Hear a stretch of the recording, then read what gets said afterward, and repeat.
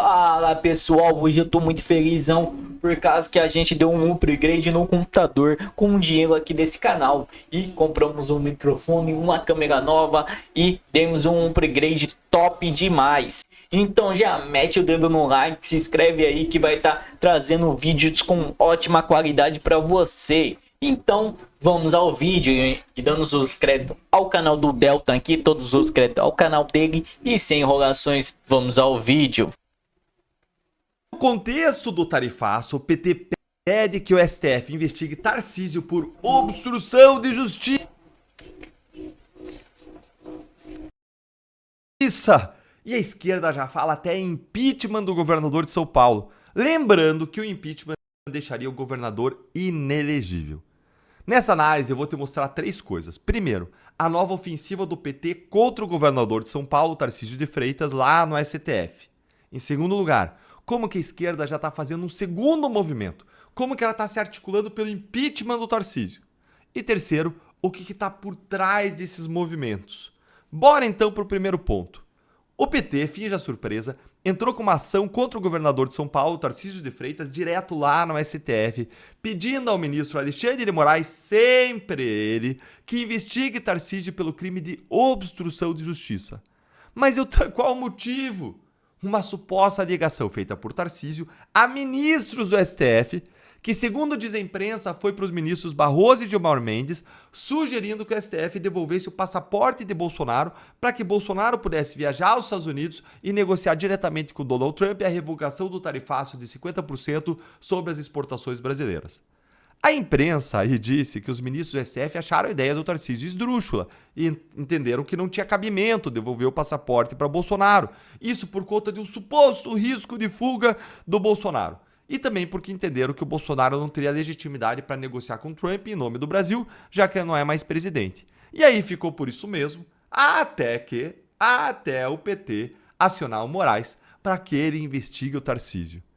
Olha o que o PT disse nessa ação aí perante o Moraes. Eu vou ler aqui para vocês na notícia que foi veiculada no Globo. Olha aí, palavras do PT. Na prática, Tarcísio não apenas expressou a chantagem. Chantagem aqui seria a chantagem do Bolsonaro, dizendo que quer o passaporte para poder ir para o exterior baixar a tarifa. Mas está dizendo aqui o PT que o Tarcísio teria atuado para materializar a chantagem do Bolsonaro. Ainda que não tenha formalizado o pedido perante o Supremo, o simples contato institucional do Tarcísio revela a disposição de violar a legalidade, pressionar a Corte Suprema e fragilizar o processo penal em curso. Blá, blá, blá, blá, blá. Gente, olha aí, essa ação do PT contra o Tarcísio, ela não tem pé nem cabeça. Porque, em primeiro lugar, presumindo que ele tenha mesmo feito essas ligações para os ministros do STF com essa ideia, fazer uma sugestão dessas não é ilegal, não é crime. Por quê, Deltan? Porque um pedido para o juiz do caso, por mais esdrúxulo que seja, nunca, jamais, nem no multiverso da loucura, é crime de obstrução de justiça.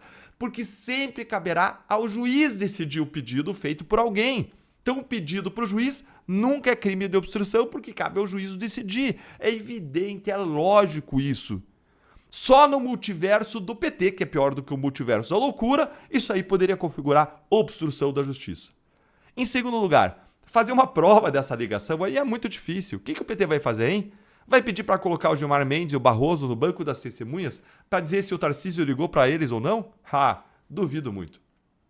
Por fim, em terceiro lugar, é óbvio que a intenção do Tarcísio, se foi verdade que aconteceram essas ligações, era a intenção de resolver o problema do tarifaço e não a intenção de obstruir a justiça.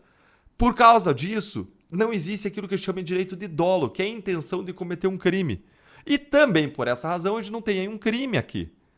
Isso mostra como que a atuação do PT é inepta ou então é muito mal intencionada. Então, ou seja, ou é despropositada, não tem fundamento, ou é mal intencionada. Qual você acha que é, hein? Vai me contando aí nos comentários. E agora, bora para o segundo movimento do PT, baseado num outro motivo, em que o PT busca o impeachment do Tarcísio.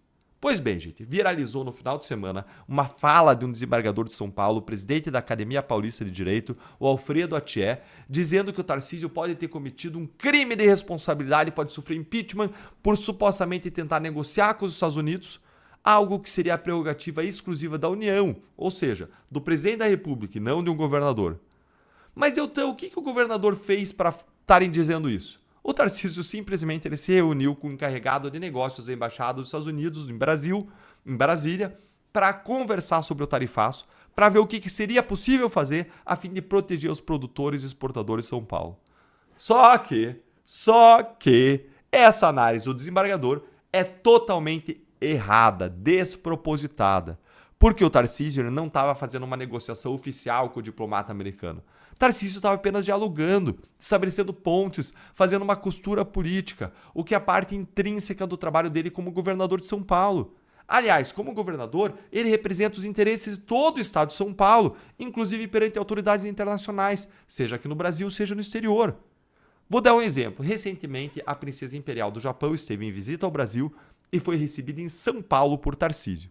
E aí, o desembargador agora, por acaso, vai querer dizer que isso aí é crime de responsabilidade? Ah, deixa de ser ridículo. Claro que não. Agora vamos para o terceiro ponto. O que está por trás, então, desses dois movimentos aí, hein, Deltan? São duas coisas. Primeiro, a esquerda agarrou com força a chance que tinha de desgastar o Tarcísio politicamente, já de olho nas eleições de 26, porque ele é um dos candidatos mais fortes a sair a presidente pela direita, caso Bolsonaro não consiga se candidatar. Segundo, a esquerda, como sempre a esquerda, está cavando todas as opções jurídicas possíveis para inviabilizar os candidatos à direita em 2026, seja por meio de investigações criminais, seja por meio do impeachment ou por alguma forma de inelegibilidade, como a esquerda sempre faz e fez, aliás, comigo. Ela aparelha os tribunais, ela faz lawfare com seus adversários, ela remove eles do tabuleiro usando o direito e a lei como armas, em vez de vencer os adversários nas urnas como deveria ser. Gente, é claro que se alguém corrompeu, desviou dinheiro, praticou crimes, foi processado, condenado, tem lá provas escancaradas, delações, provas concretas, para além de uma perseguição judicial, como aconteceu com Lula, tinha provas reais que essa pessoa seja punida na forma da lei. Mas o que a gente vê é a esquerda usando contra a direita pretextos, perseguições enviesadas, com pessoas impedidas, com uma série de violações da lei, por juízes que são as possíveis vítimas, que estão em guerra com o bolsonarismo. Essas pessoas, a gente vê essas pessoas fazendo perseguição e usando pretextos para tornar adversários inelegíveis. Esse é o ponto. Esse é o absurdo que a gente vê acontecer no Brasil. E agora eu quero ouvir a sua opinião, se é por conta de mentiras da sua delação. É, gente, Mauro Cid perdeu tudo. Ele perdeu os amigos, perdeu a confiança das pessoas, perdeu a sua importância e agora perdeu até os benefícios da sua delação. Valeu a pena? Nesse nosso primeiro encontro com Justiça do Dia, eu vou te mostrar duas coisas. Primeiro, o que o PGR, o Paulo Gonet, decidiu ontem a respeito da delação premiada do Mauro Cid nas alegações finais apresentadas no caso do golpe. Segundo, eu vou te mostrar as consequências disso, com uma comparação entre qual a pena que o Mauro Cid queria obter por meio do seu acordo e qual a pena real que ele pode receber agora. E já deixo aqui um aviso de spoiler. Ferrado é pouco para descrever a situação do Mauro Cid hoje. Bora então para o primeiro ponto, com a coluna da Malu Gaspar que saiu no jornal O Globo. Mauro Cid omitiu fatos graves, adotou narrativa seletiva, presta atenção, gente, narrativa seletiva e prejudicou o interesse público, diz PGR. Ontem, como você sabe, o PGR apresentou suas alegações finais, que foram um documento de 517 páginas, pedindo a condenação ali de todo mundo do núcleo 1 da ação do golpe, inclusive do Mauro Cid, que foi detonado pelo PGR com estas palavras aqui. Para Gonet, a atitude do militar ao longo da investigação, com a omissão de fatos graves e a adoção de uma narrativa seletiva, provocou prejuízos relevantes ao interesse público, o que exige uma criteriosa ponderação quanto à concessão de eventuais benefícios previstos em lei. Opa, gente, aí você já percebe que os benefícios do Mauro Cid subiram no telhado. Mas vamos ser francos, o Gonet não disse nenhuma novidade aí. Afinal de contas, o Cid já falava uma coisa no papel, ali nos documentos formais, e dizia aí para as pessoas ao mesmo tempo que ele estava sendo obrigado ali nos papéis a dançar conforme a música que a Polícia Federal tocava. Basicamente, Mauro Cid reconheceu que mentiu, que se adequou ao que a polícia queria, que foi forçado a dizer o que não acreditava, que tinha uma narrativa pronta e que ele só precisava ir ali e indicar, colocar as peças no quebra-cabeça da polícia, dizer aquilo que a Polícia Federal queria escutar para provar sua própria narrativa. Isso tudo, gente, a gente já sabe. Mas o que mais me surpreende agora é a PGR dizer tudo o que disse do Mauro Cid e ao mesmo tempo utilizar os depoimentos de Cid como prova. É claro, gente, usando só o que convém dentro do acordo de delação premiada do Mauro Cid, usando só o que convém para a PGR, para a acusação, e ignorando os sucessivos áudios espontâneos de Mauro Cid que desdizem tudo o que ele disse nos documentos formais. Vejam, gente, a PGR está acusando o Cid de seletividade, de uma narrativa seletiva, mas a própria PGR está sendo seletiva. Ontem mesmo, durante o depoimento de Cid no julgamento do Núcleo 2, que envolve o Felipe Martins, Mauro Cid finalmente confessou que o Felipe Martins não viajou para os Estados Unidos. E disse para a defesa do Felipe Martins que só não disse isso antes porque, veja bem, não foi perguntado pela Polícia Federal. Tá de brincadeira, né? É ou não é indignante? Como assim a Polícia Federal fez um acordo com o cara e não foi checar com ele a informação básica que fez o Felipe Martins ficar preso ilegalmente por meses sem denúncia? E como assim o Cid não disse nada? Então o Mauro Cid sabia que o Felipe não viajou o tempo inteiro, viu o Felipe amargar 6 meses de uma prisão ilegal e a todo tempo a defesa do Mauro Cid poderia ter vindo a público dizer Felipe não viajou. Mas o Mauro Cid ficou calado para não contrariar Alexandre de Moraes, para não contrariar a narrativa oficial do STF. Gente, se isso indigna você tanto quanto eu, uma pessoa ter a sua liberdade restringida, ficar presa por meses, injustamente, quando a Polícia Federal que deveria ir lá perguntar para o Mauro Cid não foi, quando o Mauro Cid que podia falar, podia livrar o Felipe dessa injustiça não fez nada, se isso indigna você, senta o dedo no like, para a voz da nossa indignação chegar mais longe e bora seguir, agora já entrando no nosso segundo ponto. Dá uma olhadinha aqui, ó. No parecer, o Gonê, nessas alegações finais de ontem, o Gonê descartou a possibilidade de perdão judicial ao Mauro Cid. Ou seja, ele não vai ser perdoado pelos crimes e afirmou que a redução da pena para o ex-ajudante de ordens de Jair Bolsonaro deve ser fixada em patamar mínimo, com a diminuição da pena de apenas 1/3. O acordo de Cid fechado com a Polícia Federal e homologado por Moraes em 23 previa um perdão judicial ou uma pena privativa de liberdade não superior a 2 anos. Em tese, todos os crimes imputados a Cid podem levar a uma condenação de 43 anos de prisão. Aqui é importante eu explicar um detalhe para vocês. O Mauro Cid ele queria uma pena máxima de 2 anos para ele não ser expulso do exército, porque, segundo a Constituição, o militar condenado por um crime com uma pena superior a 2 anos, com trânsito em julgado, ele deve passar por um julgamento de indignidade ou incompatibilidade com a carreira militar. Se condenado, ele é expulso do exército, ele perde a patente e perde o salário. Com uma pena abaixo de 2 anos, o Cid manteria a patente e o salário e ele poderia seguir uma vida normal, inclusive com promoções no futuro. Agora, isso tudo foi por água abaixo, porque como a PGR pediu apenas a redução de 1/3 da pena, uma pena que pode chegar a 43 anos de prisão, Cid poderia ser condenado a quase 30 anos de prisão. Só deixa agora eu falar uma real aqui para vocês. O jornalismo, gente, ele costuma usar essa pena máxima aí que você vê, ó, de 43 anos de prisão, no caso, para impressionar. Mas isso aí é irrealista. As penas costumam ficar mais próximas do mínimo legal do que do máximo legal. Mas a gente pode esperar aí, com base nos julgamentos do 8 de janeiro e com base no rigor seletivo do STF nesses casos, uma pena entre 14 e 25, 30 anos de prisão. Mesmo que você tire aí 1/3 da pena, que é o desconto que o PGR quer dar para o Mauro Cid, é provável que o Cid ainda vá cumprir a pena em regime fechado. Vai para regime fechado quem tem uma pena aí a partir de 8 anos de prisão, para cima de 8 anos de prisão em regra, vai para regime fechado. Então é provável que o Mauro Cid vá para regime fechado, porque vamos supor aí que ele tem uma condenação a uma pena de 18 anos de prisão. Ele vai diminuir 1/3, que dá 6 anos, e a pena vai ficar em 12. Como é maior do que 8, vai cumprir pena em regime fechado. E é provável também que ele perca o seu cargo no exército. E aí a questão que fica é, valeu a pena? Valeu a pena esse verdadeiro acordo com o diabo, pacto? Fala pessoal, tudo bem?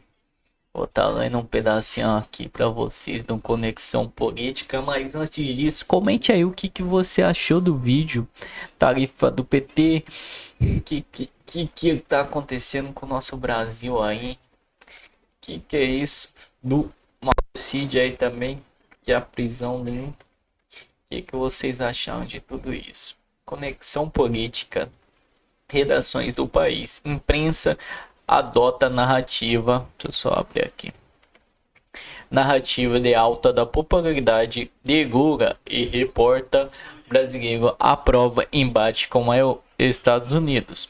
Veículos alinhados ao Planalto passam a publicar análises, reportagens e artigos de opinião que retratam o confronto dos Estados Unidos com o positivo para o governo. Como já antecipado pela Conexão Política, as imprensas brasileiras alinhadas ao governo Lula passou a vincular nos últimos dias uma nova narrativa, a de que a popularidade do presidente está em ascensão e que embate com os Estados Unidos provoca pela imposição de uma tarifa de 50% sobre produtos brasileiros por parte do presidente Donald Trump teria gerado uma onda de apoio interno ao Planalto. A verdade é que essa tarifa aí veio pesada, mas na verdade isso aí tá em todo o Brasil, na verdade mas em todo o Brasil não, em todo o mundo, né? Os Estados Unidos tá tacando tarifa para todo lado, mas é de 10%, o Brasil chegou a 50%. Pai, a maior tarifa já colocada pelos Estados Unidos em um país, em um dos parceiros do Estados Unidos é o Brasil. Nós está em top 1. Nós sempre estamos em top 1 nas piores coisas que tem no mundo, né? Economia,